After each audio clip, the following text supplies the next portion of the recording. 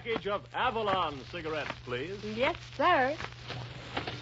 Oh, just a moment, sir. And don't forget your change. You never guessed, but Avalon's cost you less. So why not always travel on with Avalon? Good evening, friends. Good evening. This is Del King. Hello, Randy, K7AGE. I'm at the WLW station. So we're going to take a little tour inside this building, and we're going to kind of go back in time. Back in 1932, this station went from 50,000 watts to 500,000 watts. It was the only AM commercial radio station ever to go to 500,000 watts. Welcome to WLW. My name is Jay, K8CJY. This is Jeff, W8GNM. We're both ex full-time Harris people, now part-time Harris people. Ted Ryan, Ted's the chief engineer for WLW. And Ted Kendrick is a retiree from this location. One of the station engineers from this facility, yeah. So a little bit of history. WLW went on the air in 1921. Started out as a 5-watt station in Powell Crosley's living room. The next move was to the factory for Crosley Manufacturing, which originally was a manufacturer of automobile accessories, and went to 50 watts and then later to 500 watts using homemade transmitters.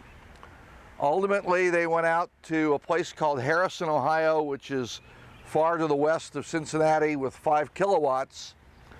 And there was another station that went on the air in around 1922 that was put on the air by the U.S. Playing Card Company, and its call letters were WSAI, Standard Amusement Incorporated, which was the parent for U.S. Playing Card Company. WSAI's purpose when it went on the air was to teach people to play bridge. And they played around with that for a few years and finally got kind of tired of it.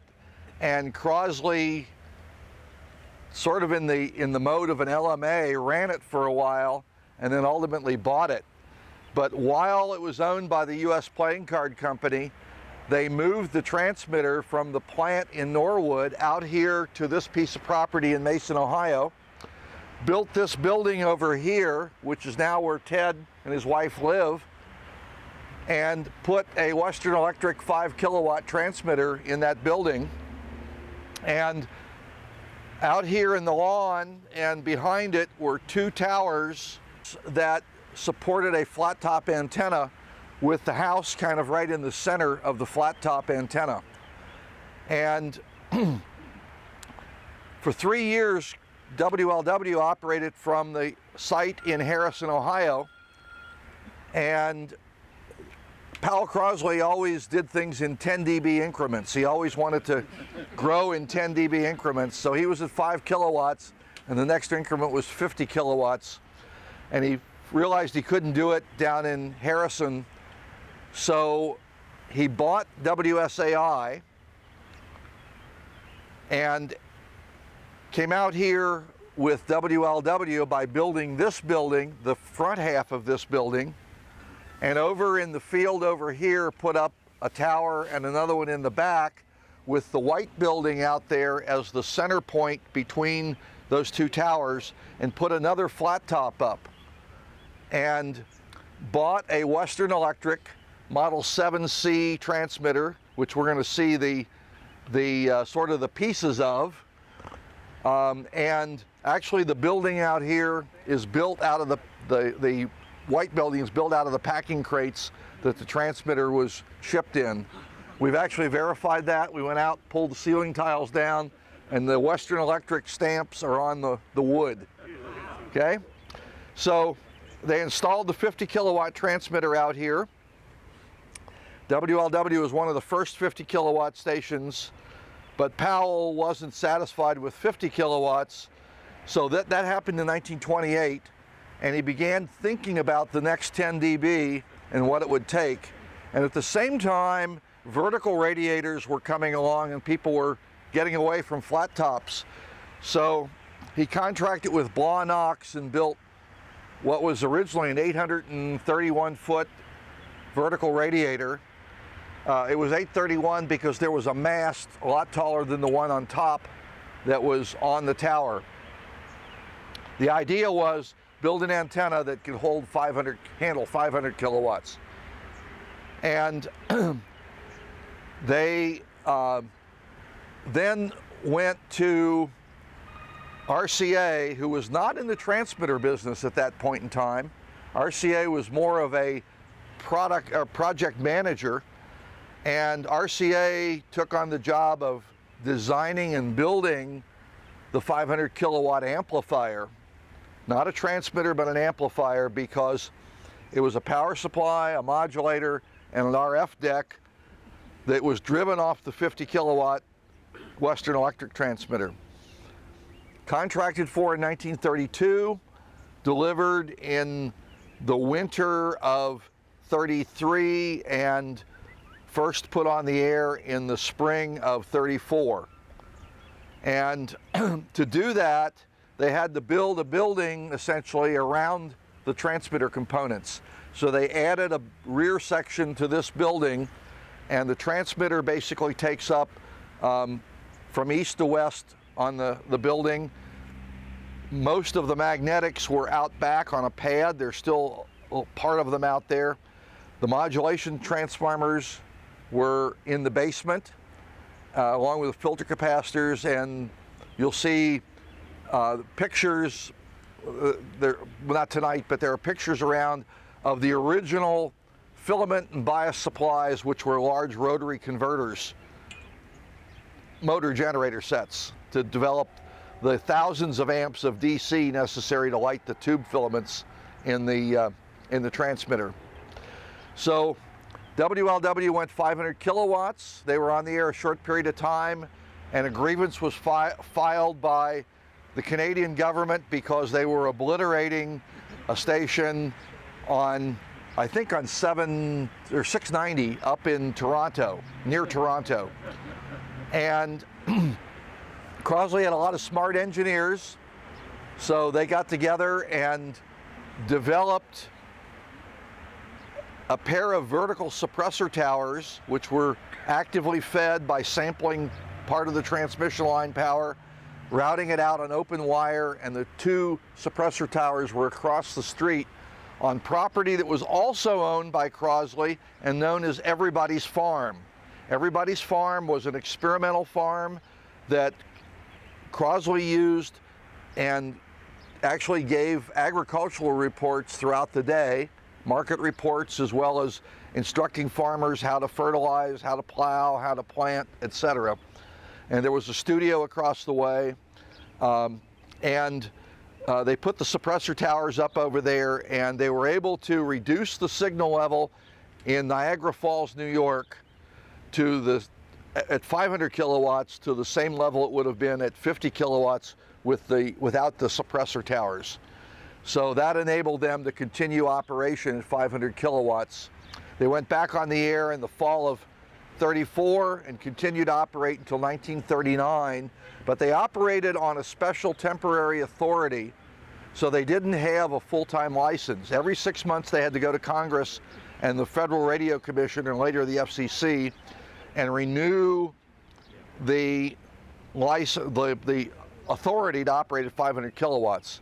And eventually they were challenged because they were actually operating with one station and covering as much as the networks were covering with groups of stations all around the country.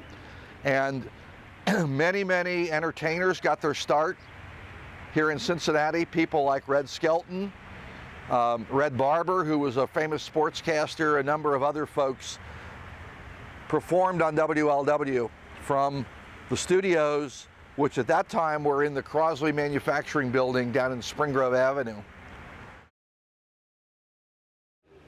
So you are looking at the remnants of the 500 kilowatt Crosley transmitters. Jay mentioned this transmitter was designed and built in the early 30s, 1932, 1933 era. RCA Victor Corporation was the program manager, and they get to put their name on it and take credit for it. But it was actually built by a team of companies and individuals. The RF power amplifiers, and I'll say more about those. Those are these three cabinets over here. Were designed by engineers from General Electric. The audio section, which is right behind me, the power supply rectifiers are at the far end.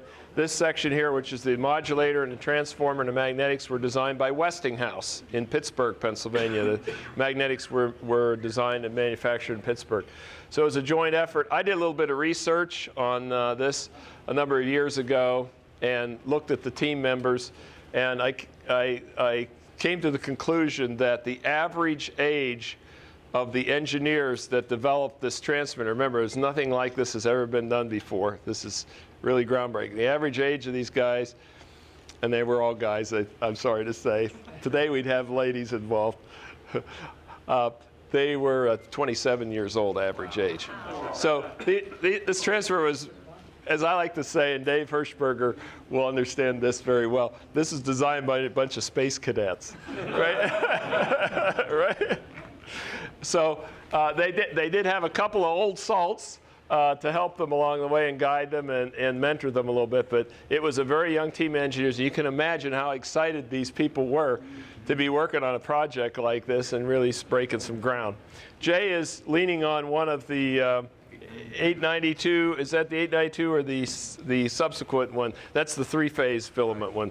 So 862, well, this thing had a lot of water-cooled triodes. This is the water jacket to cool them. Did you point out the cooling pond outside? I don't know if you noticed that thing looks like a vacant or dead swimming pool. Yeah, that swimming pool out there, that's a cooling pond. They used evaporation cooling to chill the water for the transmitter. There are 4 tubes in each of the 3 amplifiers. Each of these 3 amplifiers could generate about 180 kilowatts of power, and they were seriesed. And then the modulators had more pairs of these 862 or 892 tubes. Now, the original tubes had to have DC on the filaments. If you didn't have DC on the filaments, you'd get modulation in the tube. As the voltage varied across the filament with a 60 cycle rate, it would modulate the emission of the tube and introduce hum and noise on the carrier. So they had to use motor generators. So they had AC motors in the basement driving DC generators. And as Jay said, there were thousands of amperes of DC power being generated to light the filaments. 1500 amp DC motor generators. Later on, if you look at this, this is a little more complex. This has 6 pins. They're 3-phase filaments. So there's actually 3 filaments in there, and they were organized so they could put polyphase AC power on them and have humbucking in the filaments themselves, so they didn't have to have DC power to operate the filaments anymore. When you go by here a little later, we're going to walk around in a minute. We're going to go behind the transmitter, and I'm going to open some doors to show you the back of the power amplifier. But you'll see a lot of Pyrex tubing here.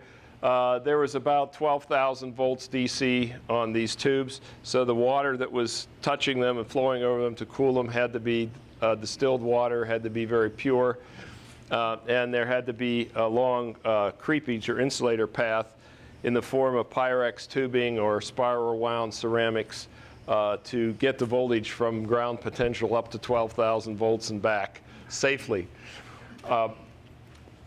The power amplifiers, when we look at the construction of them, they were push-pull amplifiers. When you go around back, you'll see the tank circuit. So anyway, let's see, what else can we say? I assume that when this transmitter was on the air, it took a team of engineers watching it all the time. About 13 engineers. Yeah. And the startup process was several hours because they had to bring tubes up to temperature. We have a friend who's 90 years old, Clyde Hanley, who's the former VP of Engineering at Avco Broadcasting.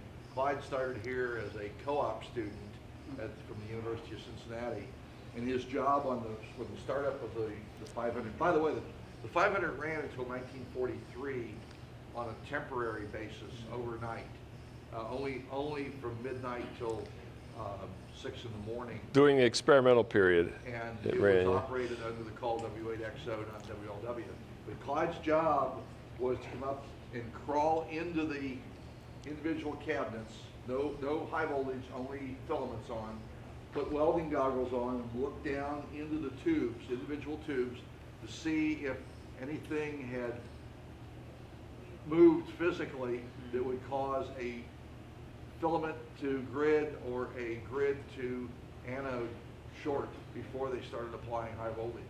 And he had 12 tubes to cover in the RF deck and another 8 tubes to cover in the modulator. That's part of the startup process. Starting up this. How often he found such a problem? I have no idea. Yeah. Actually, he was going to try and be here this evening, but for whatever reason, he didn't make it. You might want to talk about the switching, because there are 3 PAs, 2 modulators, and all of this could be isolated. There's a very unique switching system. Jeff? Yeah. Well, just to finish up with what Jay was saying, starting up this transmitter was a little bit like a shuttle launch. So there's a large crew of people, and there were a lot of steps and checklists and things to bring this transmitter up. So I think what Jay was referring to, and we're going to see some more of these parts as we walk around behind, and then we're going to go down to the basement and see one of the original modulation transformers. But these 3 power amplifiers were actually connected in series, and you'll see a sliding switch that's just under the floor here that could be used to put all of the amplifiers online, or any combination of them online. The coax you saw running out to the tower there, that big cylindrical lumen, that's the original 100 ohm coaxial line that was home brew, basically. 10 inch, it's about 10 inches in diameter. They use heliacs now, 3-inch heliacs for the 50 kilowatt. There were 2 modulators. And there were 2 separate modulation transformers, so they were completely independent, and they could route those. They could run them in parallel, or they could route them individually to a single amplifier or pairs of amplifiers. The modulator was capable of about 180 kilowatts of RMS power. Per modulator, yeah. So it'd be 360. So it takes roughly 50% of the carrier power to 100% modulate transmitter. So I recently read an article on when they were bringing the transmitter up and the testing they did. And according to the article, at one point in time in the testing, they actually had the thing up to 800 kilowatts carrier. So there was a lot of over-design. Just to give you a order of magnitude here, this is driven, the driver is a 50 kilowatt transmitter in the next room, the Western Electric. So, this is on 1 amplifier. This is the grid amp meter. So it goes to 10 amperes of grid current, right? And this is an RF amp meter. Notice it's a nonlinear scale. So this is a thermocouple, General Electric RF amp meter. This is the plate tank circuit amp meter. It's 160 amperes full scale for 1 amplifier, right? The power supply, 12 kilovolts, shows that the power supply can operate at 100 amps. So 1.2 megawatts of DC. So those are the 3 RF power amplifiers. These are the modulator sockets. So for each of the modulators had 4 tubes in parallel push-pull. And you can see the tubes are still in the water jackets here. This is another one. I think the tubes have been removed. Now there's 3 tubes left. 2 of them are still in the sockets, and the 3rd one there. Here's a piece of the Pyrex pipe, piece that got broken, but you'll see a lot of it. And you see a lot of other Pyrex fittings here that were used to carry the distilled water in and out of the tubes. Now, the original rectifiers were glass mercury vapor rectifiers. They were later replaced with metal mercury vapor rectifiers, but you can still see them here. So this is a polyphase, 3-phase rectifier with 6 rectifier elements in it, okay? So these are actually mercury vapor rectifier tubes that were used to rectify the high voltage AC to DC. The filter capacitor banks were in the basement, and you'll see those in a little bit. This is the Faraday Shield here. You can see the rods that are all connected back to ground and open circuited at this end. This inductor back here, my hand is, that is the plate inductor. This piece here, you see this piece that rotates? That's the variometer. It can rotate all the way around in the other direction. So this is what's used to tune the amplifier. You can see the two, what we call bread rack assemblies. These are the, again, if I had a, should have brought a flashlight with me, but yeah, there you go. Great. All right, so thank you. So here you can see, this is one of the bread racks. You can see the alternating plates, so it's just like an fixed air capacitor. And the other one is over here. And the two top sections here are then connected to the two pairs of tubes. That's one of the plate chokes to get the DC onto the lines here. You can see all the attention to detail on the corona rings here for high voltages.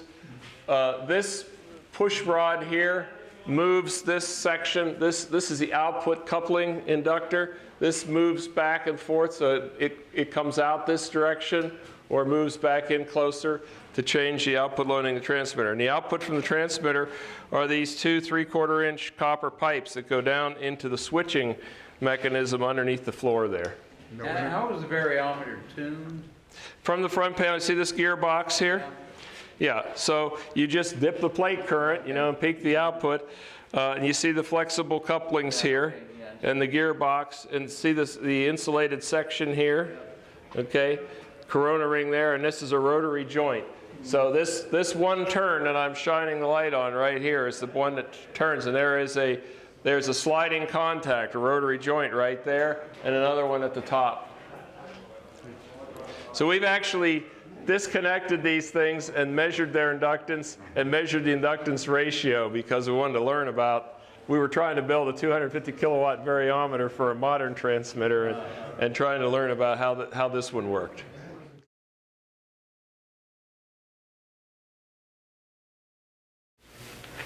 Yeah. So this is the part of the building that was added on when the 500 kilowatt was built, and there's, again, remnants of the 500 down here.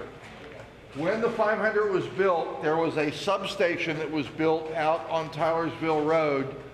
Right now, there's nothing left but the weather heads where the cables come out of the ground. But there were huge transformers, disconnect circuit breakers, and two feeds. One came from the Port Union substation, the other came from the Oakley substation, and came up, and they could select power from either of the two substations, the feeds into the plant.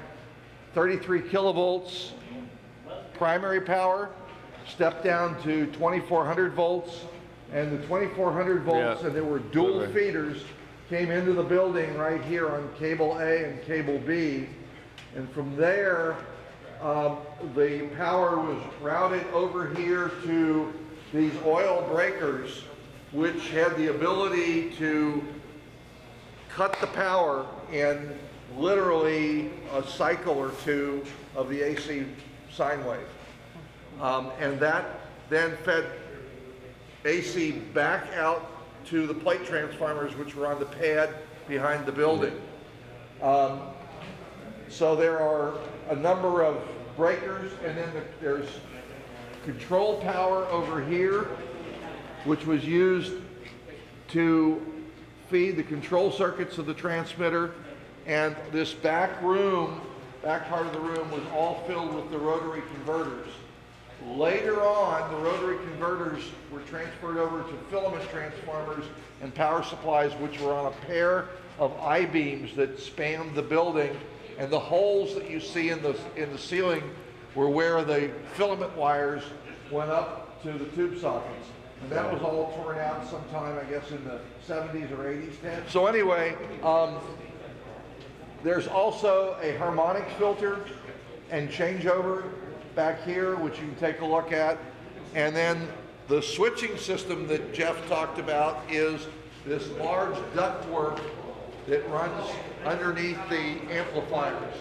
And all of that contained the high voltage, the RF, and other control circuits that were part of isolating each of the amplifiers. So while we're standing here, this is one of the two modulation transformers. So it doesn't look like exactly like what we hams think of a modulation transformer being some laminated transformer. It's a big tank of oil with a transformer immersed in it, so it's like a giant pole pig. I'll read you the specifications here from this. Okay, so this was built by Westinghouse Electric in Pittsburgh. It's 180 kilovolt ampere capability, operated at 6,365 volts. It's rated from 30 cycles to 10,000 cycles audio frequency response. It has 725 gallons of oil in it. So the weight, approximate weight of the transformer itself, the magnetics of this one by itself is 27,000 pounds of steel, iron in it. The case is 3,250 pounds. The oil is 5,460 pounds. Its total weight is 35,700 pounds for this, okay? The high voltage input was rated up to 14,400 volts. So this was one of two modulation transformers. I often wonder what it would have been like to stand beside one of these while it was modulating, whether you'd hear anything. You know, we're used to hearing a non-oil immersed transformer kind of talk, the magnetostriction of the laminations pulling them, being squeezed together and expanded as the current goes through the transformer. So you kind of hear audio coming up. I don't know whether this is all muted or glug, glug, glug in oil, but it would have been interesting to stand beside this thing when it was putting out 180,000 watts RMS audio power. That is a big audio amplifier. And there were two of them here. The other one was standing right beside it.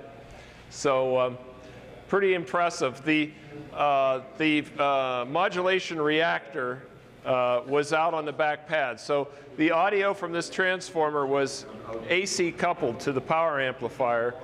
And the DC feed to the amplifier was through another device almost as big as this called a modulation reactor, which was just a large high inductance choke that was used to feed the DC to the power amplifier tubes and offered a high reactance to the audio so the audio could go across it. But they didn't want to put DC through the secondary of this transformer because it would saturate it and it would compromise the performance of it. So, yeah. One other thing I can point out, if you notice over here, what looks like a footer is actually a platform, and when the 500 was there were banks of Pyranol, GE Pyranol capacitors that made up the filter for the 12,000 volt power supply, and there was a series of caps that were used to isolate the DC, block the DC off the winding on the secondary of the windings off the secondary of the two transformers.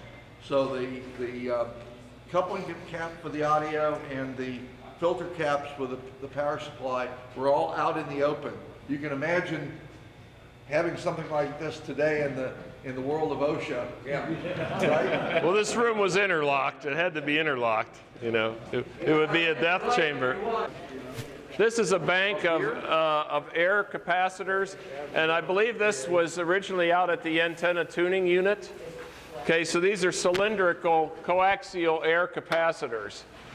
Okay, so they're just air gap space, and they're in parallel. So there's 6 of them in parallel to form a high voltage capacitor. And there's also a lighting choke here for AC, decoupling the AC lighting from the tower. There's what's called an Austin ring transformer out there now. The part of the original harmonic filters over here, so you can take a look at the stack of capacitors they have. These are mica capacitors that are in series and in parallel to form one of the capacitive elements in the harmonic filter. And here's an antenna line switch. It says it's a switch between 50 kilowatts and 500 kilowatts, so it must have been between the two transmitters. So this originally sat over there right underneath that okay. coax. Okay. So if you look up here, this is the coaxial switching arrangement, and this is beneath the power amplifiers.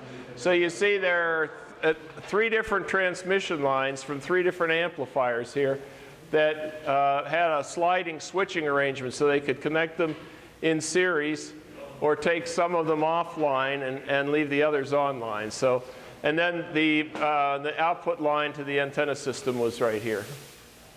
So this is the RF switching network, all homebrew, as we should say, you know.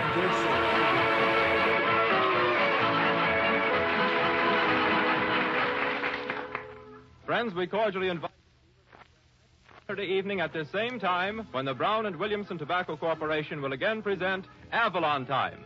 This is Del King saying good night, everybody.